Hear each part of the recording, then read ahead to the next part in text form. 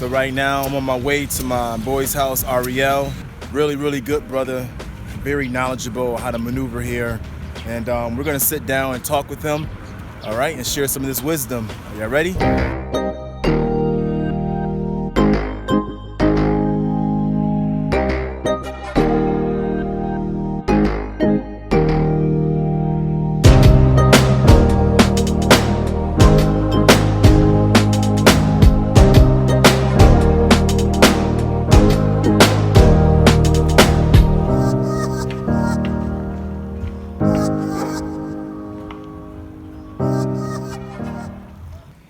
Hey y'all, what's up? I'm here with my man Ariel. What's going on, brother? This brother is founder of Earth Seed. Can you tell us a little bit about your products and what you're doing here in Ghana? Right. Well, basically, we started out just putting together products from shea butter and black soap. Right. Those are the most basic, most common products on the ground, and some of the most best products for what they're used for. As a moisturizer and as a soap, you really don't get better. So we took from that and developed a line of products. Our brand is Earth Seed, and our what we bring to the table, what we give that makes our products stand out and makes our products sell is we enhance what you already have on the ground. We've taken the local shea butter and packaged it in such a way that people can appreciate it. We started with shea butter and black soap, but we have included many other products. We have hair oils, we have massage oil, we have beard oil, we have a hair butter, we have lip balm, deodorant, we got moringa, we got virgin coconut oil, and these are all under our line of products.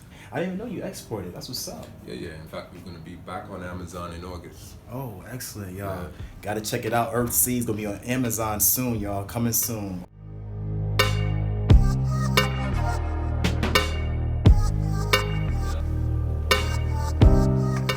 We do sell here, but our business model is to sell to stores, and just those people who are actually coming. We have a lot of people that come to purchase to take out. Right. So they will come home and we will show them our products here. This is where we make products. Yeah, so we do everything right here in the garage. This is where I handle my little business. Oh, yes. You didn't have your office, man. This is nice and comfortable. I love the windows wide open, the breeze come on in. Yeah, I was born in Brooklyn, New York. East Flatbush to be exact. I grew up there, and then when I turned just about 18, we moved to Atlanta. It was from Atlanta that I parlayed to West Africa. When you came here, did you come by yourself or was you with a group?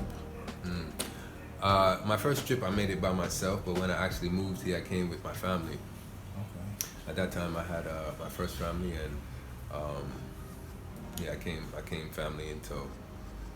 Yeah, I've been here since, that is 99, so I've been here for roughly 20 years now. Wow. And what made you want to move to Ghana? Well, the whole thing, like I was saying, we were educated by the music for the most part. And Burning Spear, culture, Mali, they told us about Africa, and they informed us that this is where we belong. It resonated, it made perfect sense.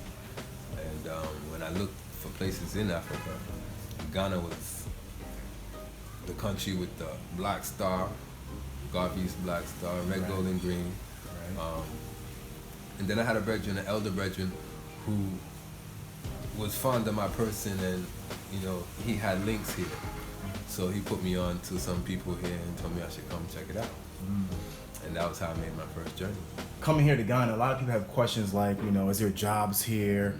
What's the economic climate here? In your opinion, what is the economic climate in the Accra region here as far as doing business and things like that? Okay. Well, one of the things that I learned, fortunately for myself, I've been self-employed for the majority of my life. I only had one real job, which was when I was, I gave that up by the time I was 21. So from then on, I was self-employed.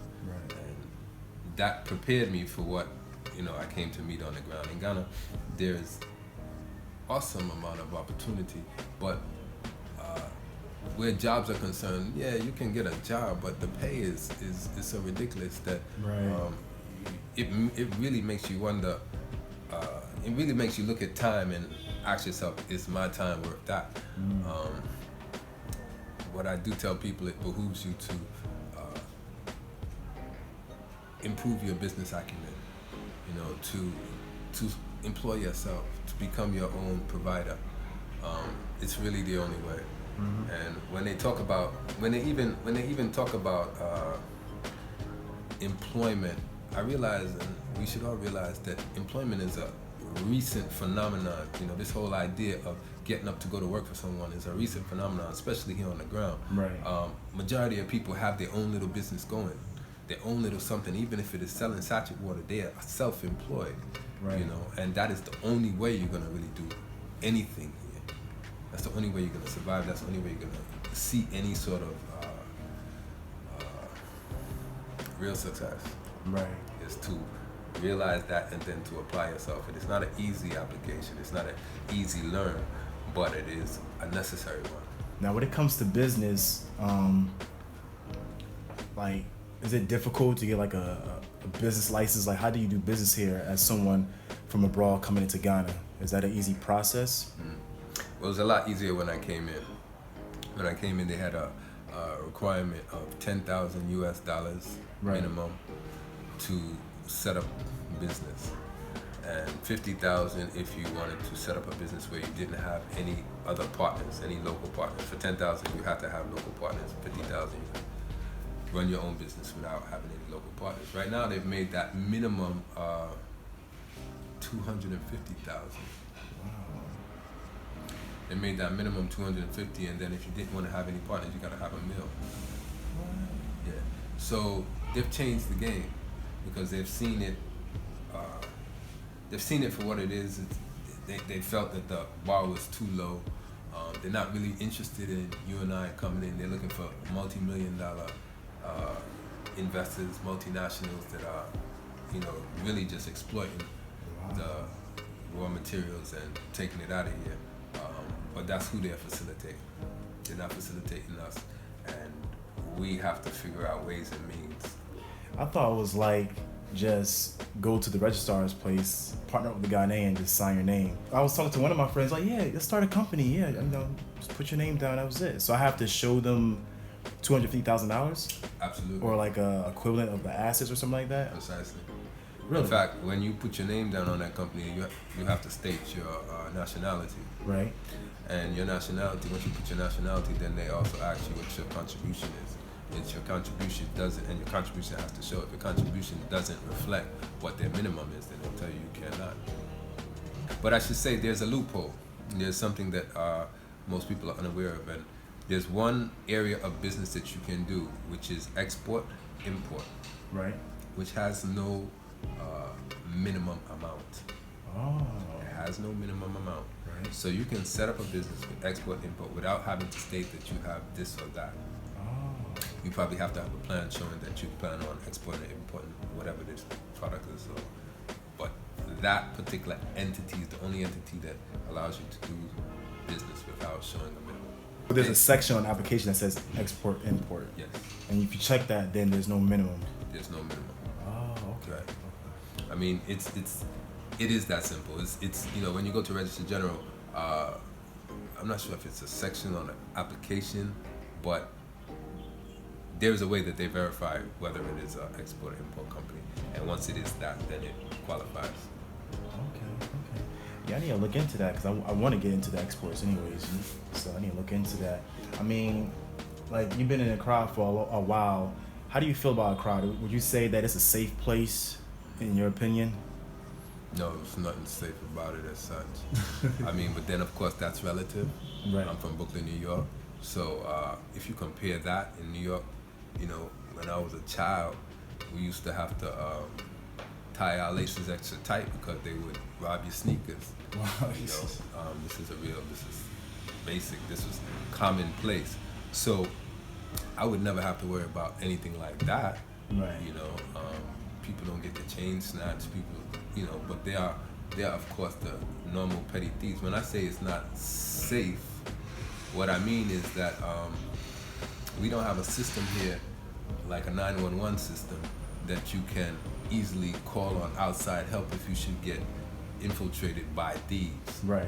And the most common thing here is for thieves to come to your house and rob. And it's not a nice encounter. And there's very little in terms of infrastructure within the city and within the existing government. I mean, we got police, but you really can't depend on them. Right. Yeah. You basically have to fortify your space. And when I say that, it's not hard or impossible, but it's something that you have to take with a certain mindfulness. You know, you have to know that no one is coming. So how you protect your environment is something that you take into consideration. So what do you think people should focus on when it comes to how they should set themselves up here, how they should conduct their business, just by coming in like a new neighborhood, a new place? What should their focus be? Well, like I told you, I tell most people, for the first year, if possible, you should try to do as little as possible, with the exception of observe. Because as you know, when you first come in, what seems possible seems ridiculous in hindsight once you've been here for just a little bit of time. Right. Our biggest mistakes are made when we first land, and those on the ground who are eager to help us make those mistakes are fully aware that we're a lot more susceptible to making silly decisions early out. So it really behooves a person to come in with enough finances that they can actually sit down on it and observe what's really happening on the ground. Because we're not, in general, we're not savvy business people. It's true. Yeah, in general, we are workers. In general, we come from working for someone and put in a position where we now have workers, and oftentimes, you know, it's not something that we acclimate to very easily. And the mistakes that we make are more costly than we could generally afford. Because whatever that savings is, if we earned it working a job, earning it again on our own is a whole different ballgame, especially in a different playing field. So I encourage people to take their time and just check and see what's going on. And that's why I was mentioning, like, come here, take your time, because I made a video and I was talking about taking your time. And yeah, you was one of the people that sat my wife and I down, and it was like, 'cause we wanted to buy land next to farmland, all this stuff. We just had this big vision of what we wanted to do. And you sat us down, you said, take your time, you know, look at your options. And then we saw the bigger picture. And we found out as we took our time that we wasn't ready to buy land. That the funds that we had was important for us to spread out and, like you said, cover our cost of living and figure things out. With that being said, what are some ways that people could prepare themselves? Like, you know, they have to evaluate the market and figure out if the business that they want to start is even needed here. Right. What are some things that people should think about when they come to Ghana as far as what business they should run? Should it be something that they're passionate about or that they're doing already, or should they find out what's working here already? It's a very good question. I tend to say that you should stay in your lane, whatever it is. But even in so doing, you might find yourself in a completely different lane, and I'll explain that. I came here with a background in not really music. I had a music store, but my background was really retail. Right. So, and if you expand that, it's business in general. So I came here with the notion to do something along those lines. When I had my record store, I used to make mixed CDs, and I got to the point where I was selling those CDs to other stores, distributing as opposed to just selling them in the store. And I segued from having my record store to being a distributor of these mixed CDs. So I got into duplicating CDs, and I thought, okay, let me buy a duplicating machine. I'm sure I'll probably be the first, because it was the first one on that side when I got it. Bring it over here and duplicate CDs for, you know, all these up and coming artists. It seemed like it was in my lane, and it was consistent with the kind of things that I saw myself doing. However, when I got here, the rate that my competitors were charging for the same service, Right. it was, I mean, I couldn't even pay for my machine if I turned around and offered it like that. So quickly I found out that that wasn't going to happen, and it didn't happen. I eventually ended up selling the machine for probably a third of what I paid for But it. they do things much cheaper They here. do things way cheaper here. So coming here and trying to compete with things that are on the ground is probably not the best idea. If you've ever done business on that side and competed with Nigerians in particular, because when I was doing mixed CDs, Nigerians came in the game. I was selling my mixed CDs for 7 CDs wholesale. They came in the game and was selling it for 2 and 3. So, you know, it gives you an idea of how vastly different we tend to do business, and how vastly different we might, you know, extract our profits and so forth. It's a lesson that's hard one learned if you aren't aware that it's possible. So I would generally stay away from businesses that you are, you know, you're competing. Now, having said that, I sell soap and shea butter, probably the most common soap and shea butter in Ghana. Right. You get me? And clearly I compete, but I don't really compete anymore because I've come to realize that the way I package and the way I do and the way I present what I have will distinguish me from what's readily available.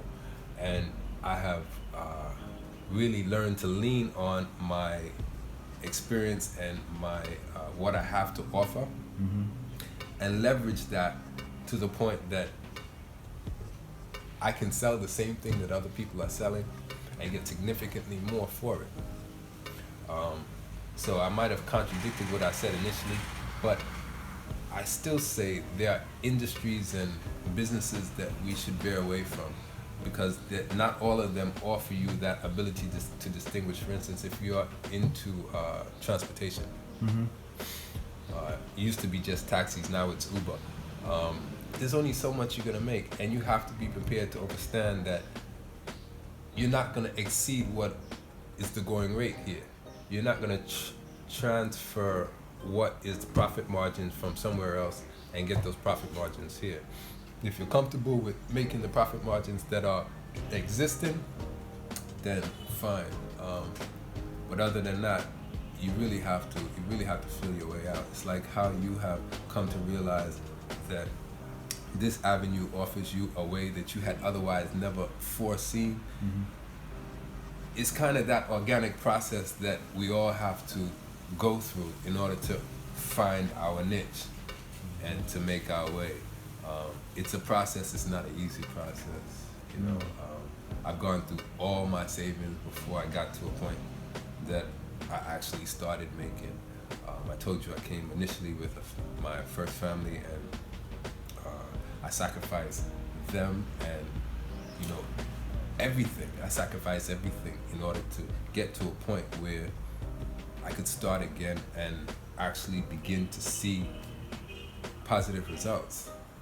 And I have not known anyone who has had it much easier. The sacrifices that I've seen all people take have been, you know, my sacrifice is not exceptional. You get me? So, you know, it's a process. Like sitting down where you are right now and knowing what you have been through for the last 20 years, can you say that it's worth it? It was worth it? My brother, is absolutely worth it. Okay. Absolutely worth it. The truth of the fact is, though, that had I known what I was getting into, I'd have never, just like I would imagine if I'd have known what marriage was involved, I'd have never, get me? I mean, there are things that you can't really know what's involved and knowingly engage yourself in it. It's one of those things. It's of that magnitude. But to answer your question, absolutely worth it. I get, right now, one of the things that I enjoy above all things is a certain level of freedom. It's true. And not only freedom, but an ability to be who I am, and that is the man who I am, and not a docile emasculated being walking around. I mean, my son who is there shouldn't wear a hoodie. You get me? We carry ourselves in a certain way, and I like to carry myself the way I carry myself. I think that I deserve the right to be just who I am, and I can be who I am. And that's worth anything. Right. Once you can survive it, that's worth anything. And you feel that more here in Ghana I feel versus that, absolutely. the States? Absolutely. I mean, there's no comparison. I'm a man here. Police, when they check me, when they pull me over, they hail me. They show respect. The children, they hail me. I mean, we get respect here on a regular basis. It's commonplace. It's not anything. And that means everything. It's true. Yeah, it means everything. So I wouldn't trade this for the world. I'd go through all of that 2 times. Absolutely. So my past videos, I was just saying that at least having a connection to Africa is important, because a lot of us, we don't think about coming to Africa. We'll go on a cruise ship, we'll probably take a trip to Europe or stuff like that, but we never think about taking a trip to Africa or even having land here or some sort of investment here that connects us with the motherland. What should people start thinking now for their future, those of us that's from this continent? Well, I've met several people. Part of my work has been providing information on what it's been like for me to repatriate. That was something that I did in the earlier half of my stay here. And in so doing, I met a lot of people who came and, after experiencing what is involved, decided it wasn't for them. And in my observation, I realized it's definitely not for all of us. However, I realized that everyone that has the inclination, and the ability, and the drive, and the desire should at least make the visit. That drive, that desire might not manifest itself fully in your lifetime, but having made that visit, you would have provided your seeds, your legacy, with the fact that, there exists that option, and when the youth come and they see it for themselves, nobody can tell them that it's a jungle. Nobody can tell them that this and that is not there. They know it's there, and coming again becomes a simple matter of, coming up with the playing field. So I think that we should take our little annual leaves and check it out. I mean, we all have the ability. We can all travel to somewhere. Travel here, check it out, and see what it can do for you. I appreciate your time, but real quickly, where can people find you if they come into town as far as your products? And you mentioned that you're going to be available via Amazon as well. Right. So how can they stay in contact with you? Right. Well, we have our own website where we also sell our product, which is earth-seed.com. So obviously you have a link direct there. When you get to town, our products are in the mall, the major stores, the Maxmarts, the malls. You can get our products there, or you can come to us in Adenta.